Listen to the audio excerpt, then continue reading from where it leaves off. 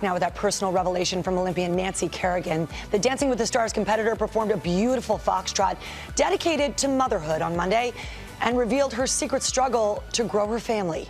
ABC's Abby Boudreau has the story. Nancy Kerrigan, two-time Olympic medalist, going for the gold on Dancing with the Stars this season. But on Monday night, tearfully revealing she's had a long journey to motherhood. Almost felt shameful, I think, because I couldn't do it on my own. Suffering a crushing 6 miscarriages in 8 years. People have babies every day. This is such a natural thing. Why would I keep losing a baby? Like, what did I do?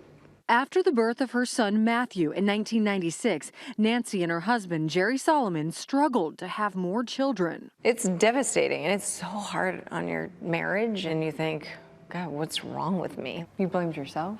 Of course. Miscarriage is the most common complication of pregnancy in the United States, occurring in 15 to 20% of pregnancies. The pregnancy was like 12 weeks, so it was far enough along that we actually told Matthew. It was crazy hard to tell him after. Sorry. He's so excited he's going to have a brother or sister, and then you have to go back and say, that's not going to happen, and trying to explain to a little kid, like, why? Finally, Kerrigan turned to IVF and had her son Brian in 2005 and daughter Nicole in 2008. Even when I finally had Brian, it took a long time to name him. It was like being afraid to get attached. Kerrigan dedicating her turn in the ballroom to her 3 children, hoping to show them to never give up. Life throws some wild curveballs at you, and, but just, it's okay. Keep moving forward. For Good Morning America, Abby Boudreau, ABC News, Los Angeles.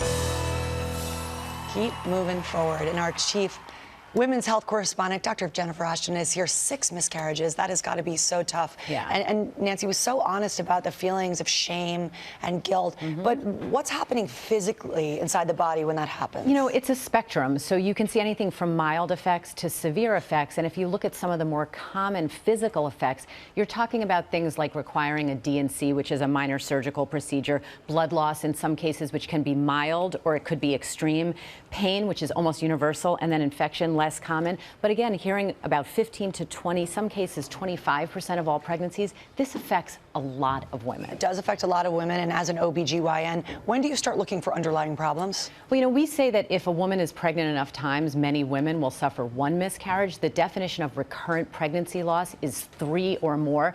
But clinically, we start to generate a workup after 2 miscarriages, and we're looking for the more common causes, which would be things like genetic abnormalities in the embryo, some hormonal issues like thyroid problems, polycystic ovarian syndrome, diabetes, clotting conditions, or fibroids. But we know that those things can contribute to miscarriage. We also know what does not contribute to miscarriage. So it's so important for women and their partners to know it has nothing to do with how active you've been, how much exercise you did. It has nothing to do with being stressed. Yeah. If that were the case, there would be no live births. Right. And forgetting to take your prenatal vitamins for a day or 2, that is not going to contribute. So do not be playing the self-blame game. And Nancy said it was tough on her marriage. Really quickly, how would you counsel patients on that? If you don't address the emotional, you're missing half the picture here. So it takes time, and this is not just for the woman, but it's really, for the whole couple. It's a loss. And it's a loss. They need time to grieve that loss, and they should not be told, don't worry, you can try again. We need to generate the appropriate amount of empathy for what they've just been through. Yeah, absolutely. Thank you. Very, very helpful and very brave of Nancy.